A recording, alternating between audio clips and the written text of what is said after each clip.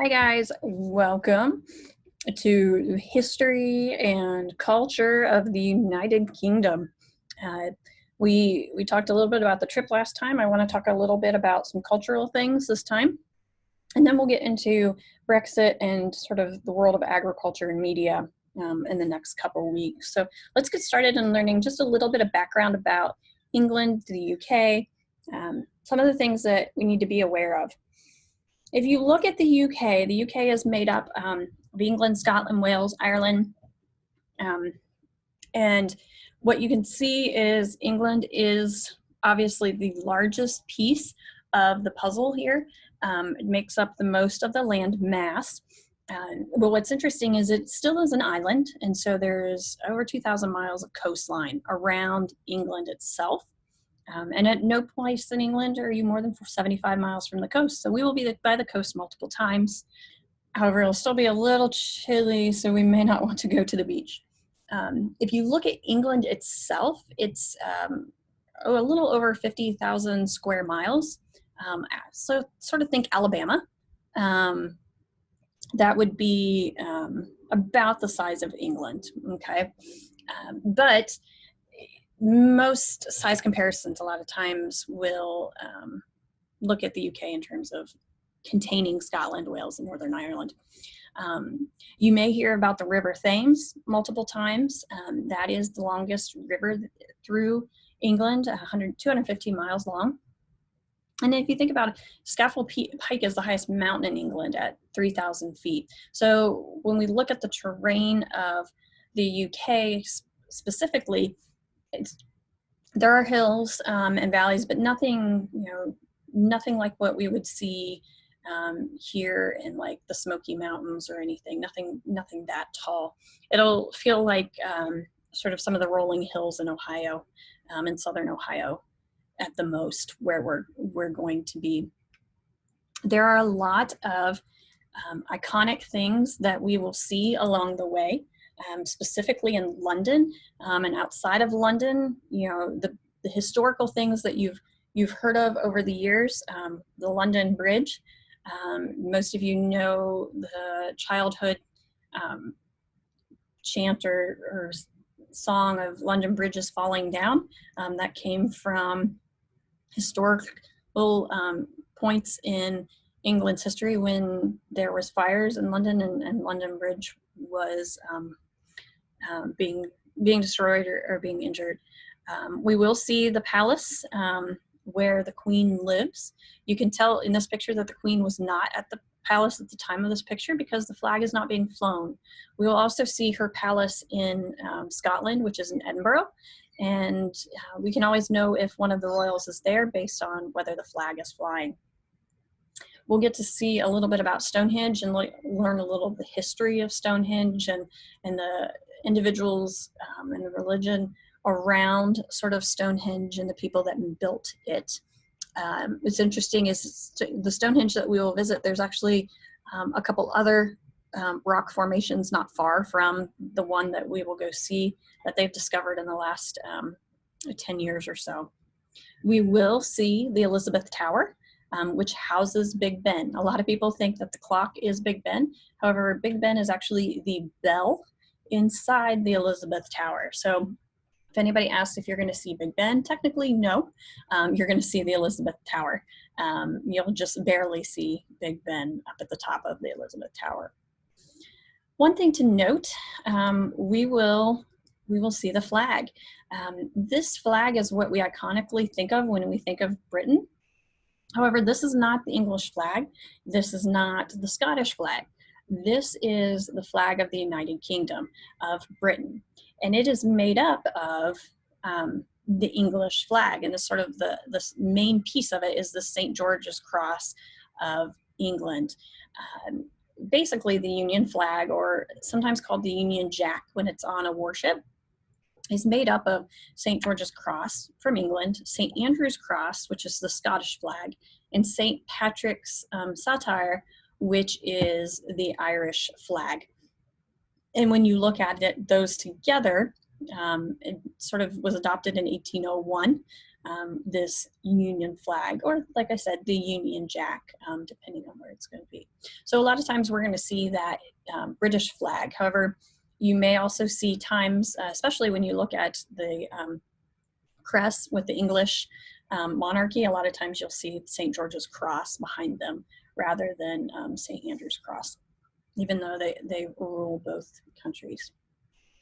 Speaking of ruling, it's going to be important that we understand government, and we're going to talk about this a lot more in depth when we talk about Brexit because of the implications, the governmental implications that are going on, and sort of the political war behind the Brexit issue. So what's interesting is there's no like English government or Scottish government. It's the British government, the UK government essentially. And it's a parliamentary democracy with a constitutional monarch. So what that means is there's a king or queen who sits at the head of state. And there is also a prime minister who is head of the government. So the people do vote in an election, and they will nominate members of parliament to represent them. And this is the House of Commons. So the House of Commons, the House of Lords, and the monarchy are the three sections of parliament. So the House of Commons are those who are voted in through popular elections, just like we would do in the United States. The House of Lords is sort of made up of a variety of people. A lot of it is hereditary, lords or dukes who over centuries have been in the House of Lords. So there is some that's hereditary. The other people are appointed by the monarch under the guidance of the prime minister a lot of times. A lot of times you'll see the House of Lords is made up of the ruling party's members. You also see in the House of Lords people from the Catholic Church, a lot of priests and dignitaries from the Catholic Church. So there really is not a separation of church and state in the United Kingdom the way we have here in the United States. And then we have the monarchy, which is sort of the popular thing that most people think of when they think of the English, British, sort of the British throne. And so I'll throw this up here so you know. This even it needs updated even just a tad bit more, because as you know, there will be a new baby when we get there. So there's Queen Elizabeth II, who is the longest running or reigning queen or monarch at this time. Her husband, Prince Philip, and so they had 4 children. And first in line would be their oldest son, Prince Charles, and second in line would then be his oldest son, followed by his son's children. So Prince George, Princess Charlotte, and Prince Louis, followed then by Charles' second son, Prince Harry, and the new baby would actually become number 7 in line, bumping Queen Elizabeth's other son out down another notch. So every time there's a new baby, it sort of pushes everybody just a little further down. So you will see that Prince Andrew is above Princess Anne. When Princess Anne was born, it always went to the boys would get the throne before a woman would get the throne. So her sons were higher in rank at that point than their sister. So it would go to Prince Andrew, then to Prince Andrew's 2 daughters, and then to Prince Edward, his children, and then all the way back to Princess Anne, her children, and then subsequently grandchildren. And then it goes over to Queen Elizabeth's sister, Princess Margaret's siblings or children and grandchildren. So something to note, the Queen doesn't have full power. She works with the Prime Minister, the House of Lords, and the House of Commons. And so as you know, the current Prime Minister is Theresa May. She has taken a lot of hit with Brexit. So who knows by the time we get there if she will still be in power or not. There's been a lot of people who are in the not controlling party saying that she needs to step down. So a lot of interesting things that we're going to see there, all because of this, because of Brexit. And so just, quickly, England has, as we said in the last video, England has said that they want to, or they voted to get out of the EU. What's interesting, however, is England voted to leave the EU, the majority of England. However, if you look at the voting record, Scotland did not. The majority of Scotland was against leaving the EU. And so there's going to be some interesting things coming to play here soon with that. Looking at population, looking just at England, England has 55 million people. The UK total is 66 million. So you can see the majority of the population is in England, and 8.6 million of them are in London, which London is one of the most populated cities in Europe. And so this is sort of they're at their, I think this number was 2018. So we will, it's a very major metropolitan city, very urban, or not urban, sorry, modern city that you will get to explore. I threw this in just for fun. We'll get to see a lot of signs. They do travel on the opposite side of the road than what we do. Some of that has to do with back in the olden days when people were riding horses and where you would sit in terms of how you could protect yourself passing somebody. So you wanted to be away from the driver, sitting away from the being able to get stabbed or something as they went by. But it's funny, some of the different signs that we'll get to see, from sheep crossing to cow crossing to elderly people crossing, some sort of fun things. One thing that a lot of economists and population experts will say is one thing you can learn a lot about a country by looking at the life expectancies. UK in general, it was hard for me to find just England, but in general, the UK, England, 79.2 for men, 82.9 for women. So a pretty decent life expectancy. For reference, the US is currently 78.8, so they're a little higher. What that means is a lot of times quality of life is a little higher, quality of medicine is a little higher as well, making their life expectancies a little bit better. Employment status, it's a little hard to find updated on some of these, but for the most part, they have a very low unemployment statistics. It depends on, their education, but for the most people, they are employed. So what you'll see is those who are in full-time education and not in full-time education here. The other thing is, in terms of people your age currently, I think it's interesting to see, marriage and family and how that looks. In the 40s, there were sort of a bump of people who were under 25 who got married. But now you see that that's very, very low. And I would say that's similar to the US statistics at this point.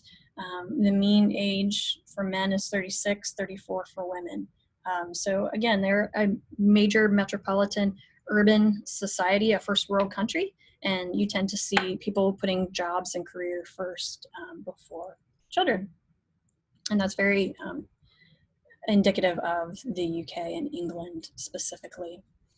Just thought I'd show you home prices. Home prices are very, very strong across the UK. In terms of, these were home prices in 2019, and where they sort of have been over the last year. So, Greater London, there is a 1% decrease in cost of a house, where in Scotland, it's down 2%, but the average price is much less than the what you would see in London, right? So depending on where you are, what home prices are at this point. And so for a reference point, currently £1 is about $1.30. So when you see 602,000 pounds, that's, somewhat equivalent to 600,000, but probably more like, or $800,000 dollars. So homes are not cheap in the UK. London, what we typically will see in terms of fare of food in London, we're typically going to see typical dishes, fish and chips. They do very large Sunday meals. That is their big thing, where they'll have pork, lamb. A lot of lamb is eaten in the UK. You'll see some Yorkshire pudding. They also do breakfast very large, and you will see at the hotels, they do breakfast very different. A lot of fried eggs, fried tomatoes, baked beans, very common, mushrooms, a lot of ham, cheese, croissants, that kind of thing. So be prepared to eat well. This photo was some roast beef stew that we had last time we were there, and then a little bit of Yorkshire pudding. We'll get fish and chips, and we will also see a lot of smashed peas. Those tend to be popular as well in some of the rural areas, but a lot of times served with the fish and chips, interestingly enough. And we all know what chips are. So sport, the national sport is cricket. However, if you talk to anybody, they would say it's football. And the top three teams would be Manchester United, Arsenal, and Liverpool.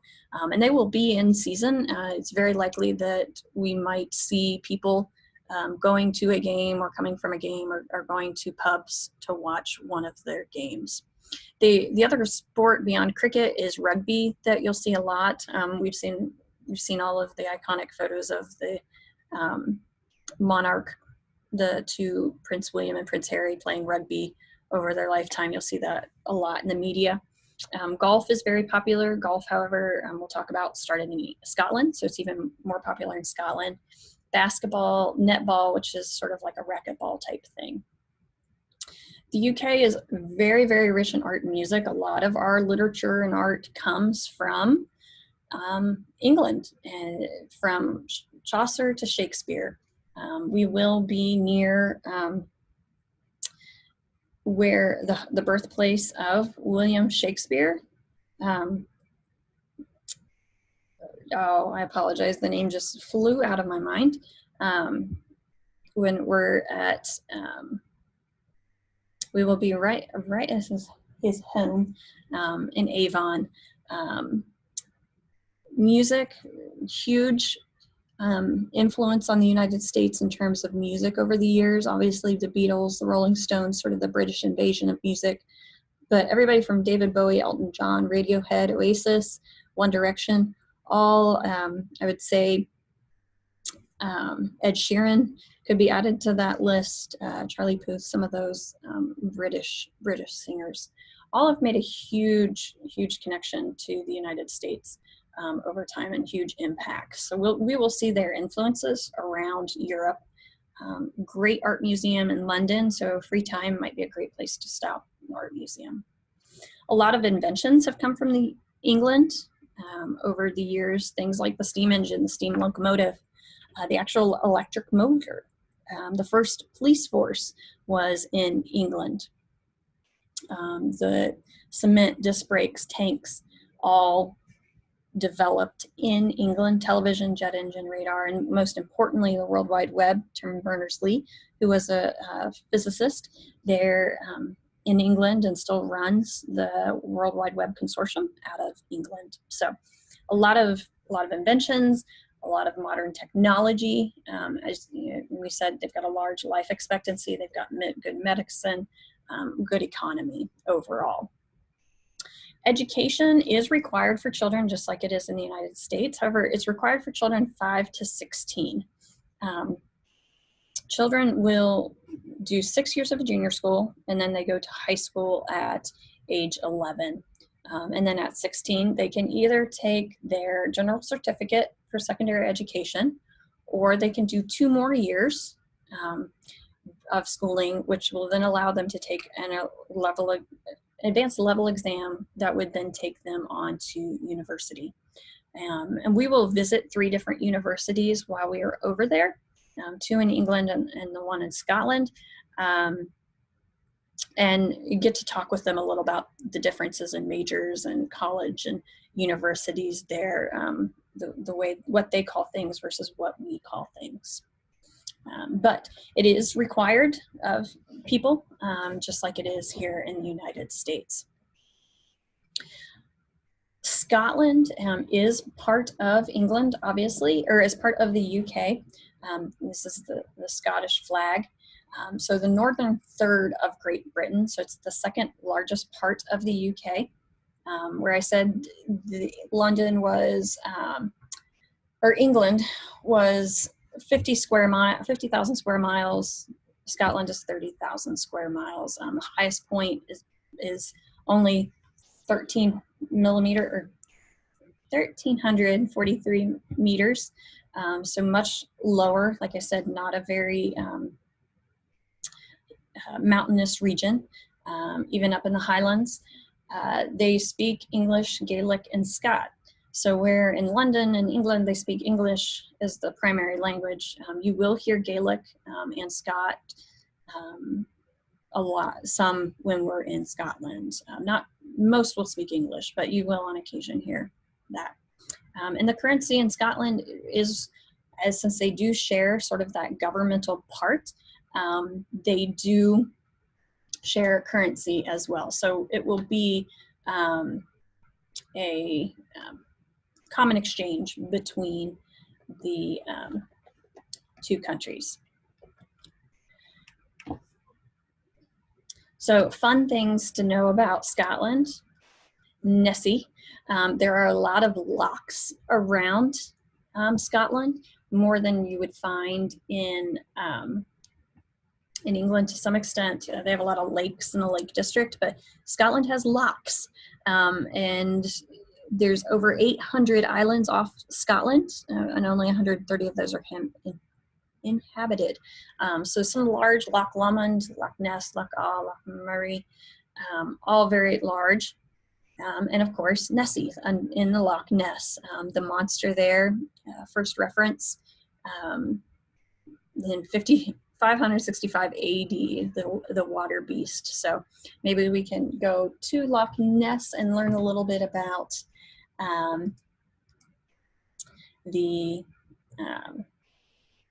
so we can learn a little bit about Old Nessie. In terms of population, there's about 5 million people total in Scotland, where London itself was 8 million. So you know, of a reference point, Columbus currently has 879,000. So Columbus isn't even at 1 million. But what you'll see is Columbus is larger than the major cities in Scotland. So Glasgow being the largest, it's the capital. It has 590,000. Edinburgh, where we will be 459,000, and then they drop a lot. We talked about the sort of the demographics of people in England. This is very similar. Life expectancy is actually a tiny bit higher for people in Scotland. They have a very literacy rate of 73%. Because of some of the rural areas. You will find that if you take into account England and the UK have a much higher literacy rate. What's interesting is a lot of people claim Scottish ancestry because of some of the potato famine and things that happened in Scotland and during World War II, where people left Scotland and England. There's a lot of ancestry taken back to Scotland. And when we're in Edinburgh, you can go and look at look up your Scottish ancestry and come up with your tartan even. So population growth, it is a growing country very slowly. Official animal of Scotland, the unicorn. Official flower is the thistle. And then the official motto is "No one provokes me with impunity. So the official English animal is, you'll see a lot of times on different crests, on the British crest, you'll see a unicorn next to a lion. So the lion is sort of that national animal of England, where the Scottish one is the unicorn. So sort of interesting. And so in a lot of Scottish things, you'll see the thistle and the unicorn. Leadership, one thing to note, interestingly enough, in Edinburgh, in terms of things that were made in Edinburgh, Edinburgh is the first city in the world to have a fire brigade in 1824. And then in 1908, they opened up a military base, which is the oldest continually operated military air base in the world. So some big history in Edinburgh, Scotland. Government-wise, it's part of the constitutional monarchy. So they do have, they follow the Queen of England and the Prime Minister. I apologize, I don't know why that says David Cameron. I changed that. He was before Theresa May. So then they have the First Minister of Scotland. Scotland gained its own independence in 1314 when they did battle with the English army at the Battle of Bannockburn. And they had their own monarch until 1603. When Elizabeth first died, James VI of Scotland became James I of England and started ruling both countries. So even with that, Scotland fairly remained independent until 1707, when there was an act done to join with England to develop the Britain or the UK. However, since 1999, Scotland has had their own parliament. So they do have their first minister that sort of governs some things in Scotland. What's interesting is there are changes that we're seeing in Scotland. In 2012, there was an agreement in Edinburgh that made up the First Minister of Scotland, sort of giving him the second power of the Prime Minister. Last time we were there in 2014, well, not the last time we were there, but back when we were there in 2013, again in 2015, there was a lot of talk about a referendum of Scottish independence, making Scottish Parliament power to be the true government of Scotland, not necessarily the British government. So they wanted to confirm sort of Scottish Parliament's power to hold vote and be, they wanted it to be respected by both governments as a power. And it was turned down, it was voted on in 2014. And it was an interesting vote because around certain parts of Scotland, there was yes, but for the majority, it was a no vote in this referendum. And we'll talk about it a little bit more, but a lot of people are speculating that with this move to Brexit, Scotland did not want to leave the EU. And so people are wondering if this independence referendum will come back up and if the outcome will be very different this time. So that'll be something that we will look at next week a little bit. Tradition in terms of Scotland, I talked about tartan. Tartan has been in Europe for years. Tartan is basically this grid pattern that you see on their skirts, on their kilts. Kilts actually originated in Ireland, but have been closely aligned with Scotland for years. Mostly men will wear them. And when we have our Scottish night out, they will talk with us a little bit about what the kilt means, the tartan, and the sort of the purse that men wear with their kilts. tartans and bagpipes, all of those were developed elsewhere. So bagpipes actually came from Central Asia, but all of them have come to be very much related with Scotland. There are a lot of famous Scottish writers.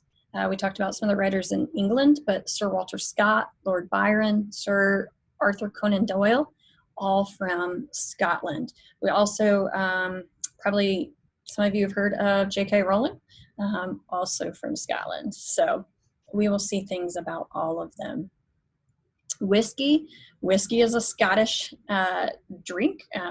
First written mention of Scottish whiskey was in 1495. Our friar, John Core, was the distiller of Lindores Abbey in the Kingdom of Fife, and he said it to be called Scotch. And it was traditionally seen, they use, there in Edinburgh is the Taste of Scottish Whiskey, and we can do that tour if you'd like, and they sort of talk about the different parts of Scotland and how there's different types of Scotch around Scotland. Scotch is a whiskey. You cannot call whiskey that comes from the United States Scotch, only that comes from Scotland. Just like bourbon, you can only call bourbon stuff that comes from Kentucky. So interesting, there is a farming relation to that in some of the grains. Another thing that we will look at is golf. Golf was first recorded in the 15th century as a game, and was really established and played in Scotland. The Royal and Ancient Golf Clubs of St. Andrews, known as RNA, they are the actual governing body for the game, except for in the United States and Mexico. So all around the world, they are the governing body, except for in North America. Many golfers, this old course, which is in St. Andrews, is sort of for lack of a term, the place of worship for golfers. The links and the course date before 1574. It's a site of pilgrimage for many golfers. Lots of other famous golf courses around Scotland. The world's first Open Championship was held in Scotland, and in the World's Open, Scotland has had most of the victories over the world. A lot of people do come to Scotland just for that, like I said, and so we will get to see the home of golf. We'll get to see the old course, the bridge there on the old course, and get to hear from their groundskeeper. Really interesting, neat option. The capital of Edinburgh is really interesting. When we get to Edinburgh, we will see that the capital, or that Edinburgh sits on 7 hills, and so this is a very hilly part, sort of like Rome. It was built on hills to protect it, and so when we go to see Edinburgh Castle, it'll be at the top of the hill, sort of looking down at the rest of Edinburgh. And as I said, they were the first city to ever have a fire brigade, and then they also have the oldest military base in the world. So a lot of history and tradition there. As I said, a lot of art. Sherlock Holmes was born in Newtown of Edinburgh. J.K. Rowling wrote her books in an Edinburgh coffee shop, Nicholson's. You can go to Nicholson's if you'd like and sit and drink coffee and see what she saw. So Robert Louis Stevenson, many famous actors from Scotland, Sean Connery, Gerard Butler, and Ewan McGregor. Alexander Graham Bell, born in Edinburgh. Charles Darwin studied at University of Edinburgh. Like I said, television was developed in the UK, penicillin, and the Encyclopedia Britannica. May not ever have used the Encyclopedia Britannica, but growing up, it was our version of the internet. You'd go and look up in the encyclopedia all of the things that you needed to know. And it actually was first published in the 1700s in Edinburgh. And so the first 9 editions of it were all edited in Scotland. And so this is actually a wall hanging that I took in Edinburgh, a picture of one of the wall hangings saying where the first edition of Encyclopedia Britannica was edited.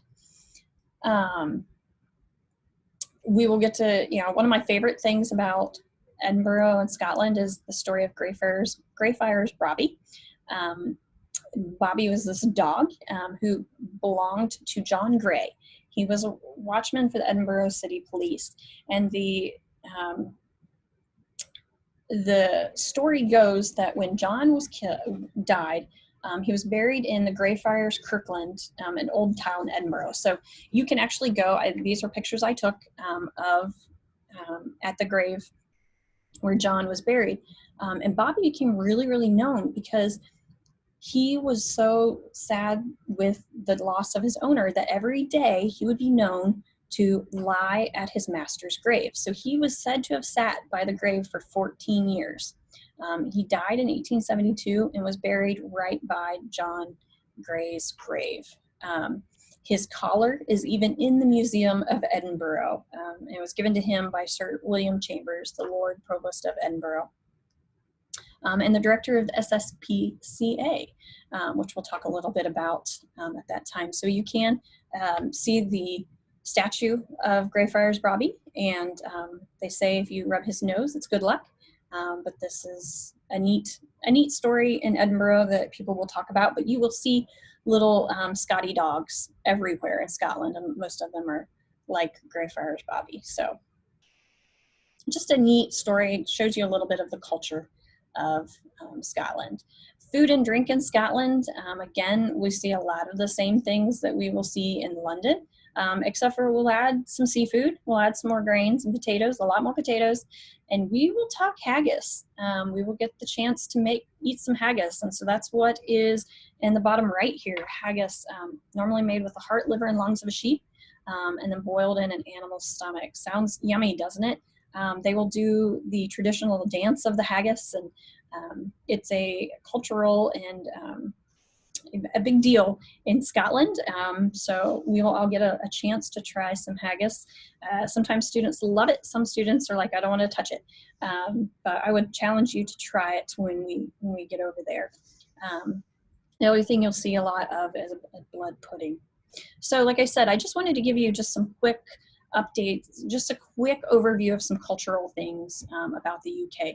We're going to go a lot more in depth over the next 2 weeks in terms of Brexit and some of the governmental things going on, as well as some of the agricultural issues that we will see being faced and some of the media issues. So what I would like for you to do is shoot me a message on the discussion board of one thing in the video that you think is really interesting that maybe you might want to look a little bit more up about.